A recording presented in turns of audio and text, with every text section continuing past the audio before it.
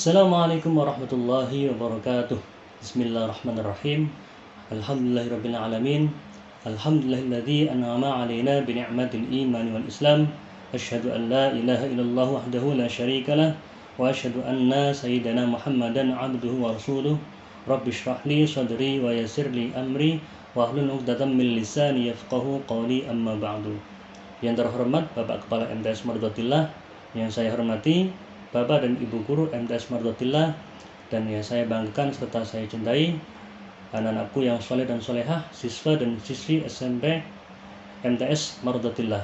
Alhamdulillah, pada kesempatan kali ini di hari ke-6 bulan Ramadan tahun 1442 Hijriah, kita masih diberi kesehatan dan kekuatan sehingga kita dapat menjalani ibadah puasa pada bulan ini dengan lancar.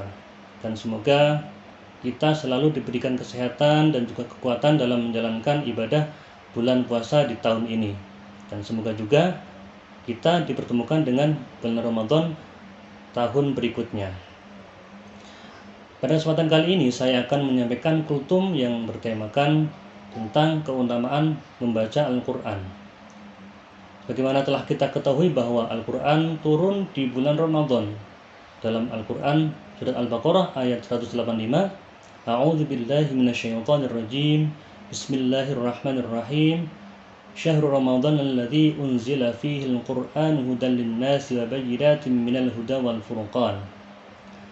Bulan Ramadan adalah bulan diturunkannya Al-Qur'an sebagai petunjuk bagi manusia dan penjelasan-penjelasan tentang petunjuk itu, dan sebagai pembeda antara hak dan yang batil. Ada banyak sekali keutamaan-keutamaan membaca Al-Quran, khususnya di bulan Ramadan, karena bulan ini adalah bulannya Al-Quran. Maka dari itu, perbanyaklah membaca Al-Quran di bulan ini. Nah, di sini saya akan menyampaikan 5 keutamaan membaca Al-Quran. Yang pertama yaitu memperoleh pahala yang banyak, yang berlipat. Dalam satu hadis, Rasulullah bersabda yang artinya, orang yang mahir membaca Al-Quran bersama malaikat yang terhormat.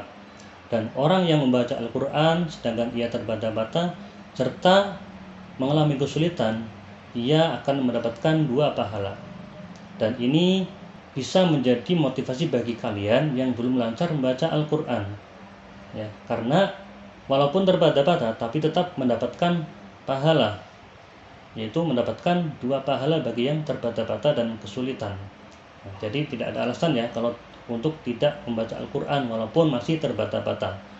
Nah, jika kalian ingin lancar membaca Al-Quran, teruslah membaca Al-Quran, yang rajin membaca Al-Qurannya, karena Al-Quran itu bukan bahasa kita, itu bahasa Arab. Kalau terbiasa kita baca, insya Allah kita akan lancar.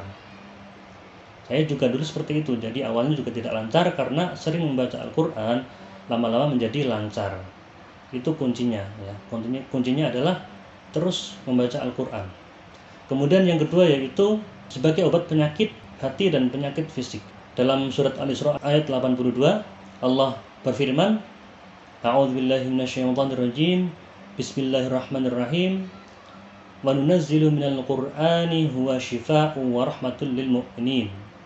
Dan kami turunkan dari Al-Quran penawar dan rahmat bagi orang-orang yang beriman. Al-Quran sebagai obat. Jadi Al-Quran tidak hanya untuk bacaan tapi juga sebagai obat.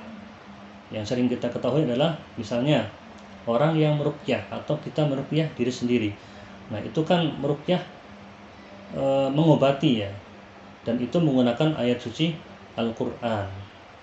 Kemudian yang ketiga yaitu rumah menjadi bercahaya.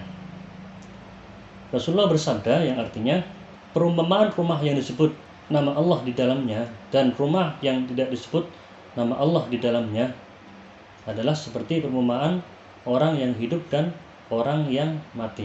Nah, jadi ketika rumah sering dibacakan Al-Quran, insya Allah rumahnya menjadi bercahaya, adem, enak dilihat.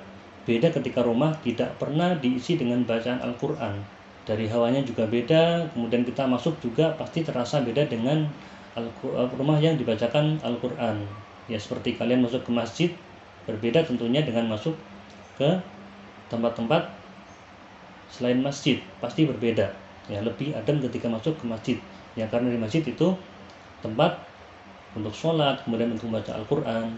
Nah, rumah juga seperti itu, ketika banyak bacaan Al-Quran di dalamnya, insya Allah rumahnya menjadi bercahaya dan menjadi tentram.